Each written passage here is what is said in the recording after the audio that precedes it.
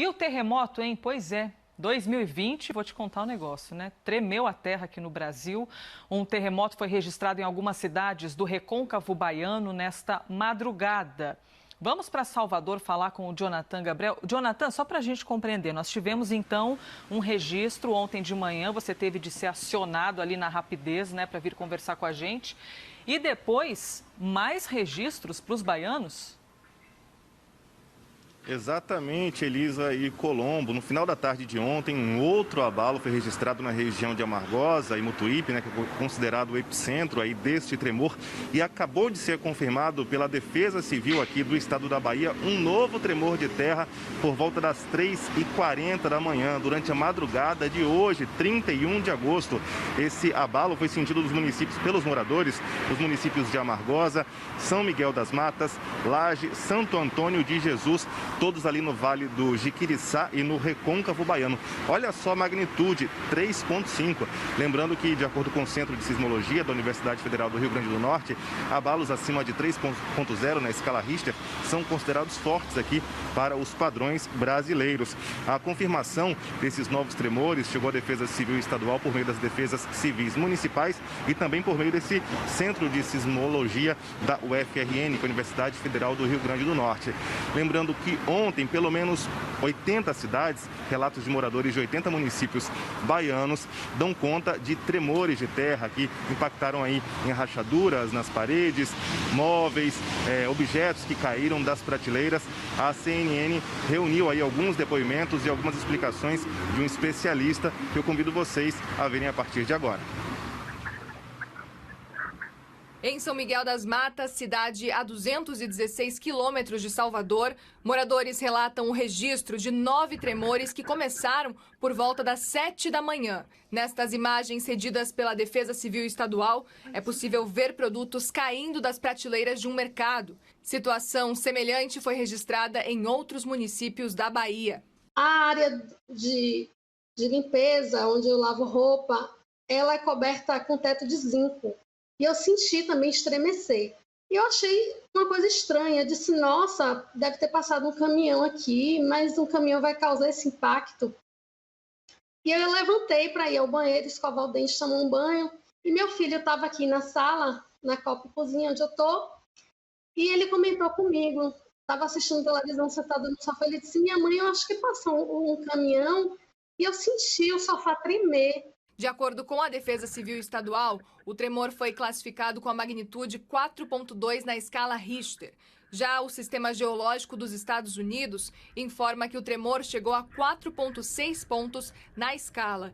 O motivo do tremor ainda está sendo analisado, mas pode ser decorrente de uma falha das placas tectônicas. Em caso de um evento mais forte, o mais seguro, efetivamente, é a pessoa se afastar de regiões onde pode ter objetos que podem cair, então, prateleiras que podem tombar ou vidros que podem quebrar. O epicentro está entre os municípios de Mutuípe e Amargosa, no Vale do Jiquiraçá. Os tremores puderam ser sentidos num raio de 500 quilômetros. A Defesa Civil Estadual recomendou que os municípios monitorem as casas que sofreram rachaduras. Todas as informações devem compor um laudo final sobre o fenômeno. Em Amargosa, por exemplo, não foi a primeira vez que a terra tremeu. Várias cidades aqui da região tiveram o mesmo registro do tremor de terra. Quase todas aqui circunvizinhas tiveram, e as informações que a gente tem é que isso se estendeu da capital de Salvador, da cidade baixa de Salvador, até parte do Baixo Sul da Bahia. Então, de fato, realmente foi algo intenso e bastante extensivo aqui. As informações também da Defesa Civil do Estado da Bahia de que é um episódio dos mais intensos que já ocorreram no estado da Bahia. Foi esse que ocorreu aqui em Amargosa, São Miguel das Matas, Mutuípe, as cidades aqui do entorno. Foram vários os relatos de desabamentos parciais de telhados e rachaduras em pisos e paredes.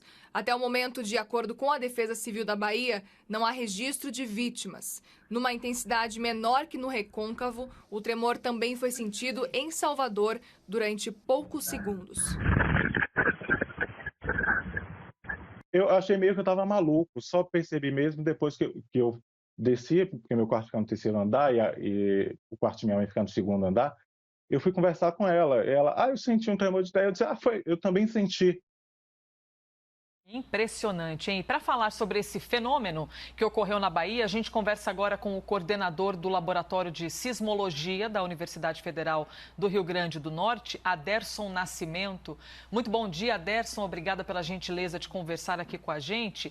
E muito bem, no momento em que a gente a gente noticiou esse tremor, começaram a chegar muitas mensagens com questionamentos, com perguntas de o que é que causou. Gente perguntando se tinha alguma relação com placa tectônica, de se a Bahia está num local de instabilidade, se a proximidade com o mar poderia ter causado isso. Enfim, muitas as dúvidas. Então, que bom termos a sua presença para a gente tentar compreender um pouquinho mais. Afinal, o que é que causa esses tremores, Aderson? Eu vou começar respondendo sua pergunta, bom dia a todos, Elisa, de trás para frente, porque fica mais fácil de construir a argumentação e mais fácil do entendimento das pessoas. O que causa esses terremotos são falhas geológicas que estão sendo reativadas naquela região. Essa é a explicação genérica, e esse fenômeno ocorre no Recôncavo Baiano e em várias regiões do Nordeste do Brasil também e outras regiões do Brasil. A gente tem a percepção, e a gente sabe disso, que o Brasil não está numa borda de placa tectônica, como, por exemplo, o Chile, Califórnia, Japão, etc. Então, a grande pergunta é por que a gente, no interior de uma placa, teria eventos? E aí, a resposta é simples. Que não é tão simples, mas assim, eu vou explicar de uma forma mais didática para todo mundo entender. É que quando você tem uma estrutura geológica, mesmo ela no interior de uma placa tectônica, ela é cheia de falhas. Ela tem falhas, às vezes muito antigas, e que eventualmente, como o continente todo americano, o sul-americano, onde o Brasil está, esse continente todo está sob grande pressão tectônica.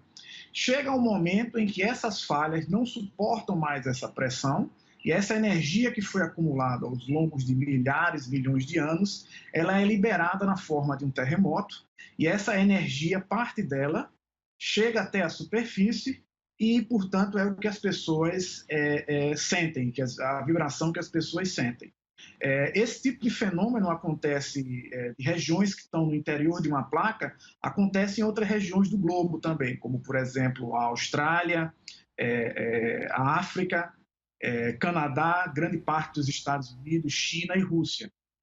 A diferença é que nesses locais, como por exemplo no Recôncavo Baiano, você não tem uma evidência da falha muito clara na superfície, tá certo? Ao contrário de outras regiões, como por exemplo a Califórnia, em que você tem o terremoto e você pode ir no campo e você anda em cima da falha tectônica. Você de fato faz isso. Tá certo? Aqui no Nordeste do Brasil, por exemplo, a assinatura não existe uma assinatura muito clara na superfície. Então torna o problema mais intrigante, e a maneira mais correta de trabalhar é com sismologia, detectando os eventos na forma de determinar qual é a extensão da falha. Aderson, nós falamos aí em um pico de 4,6 graus, não é? Dessa movimentação de ontem.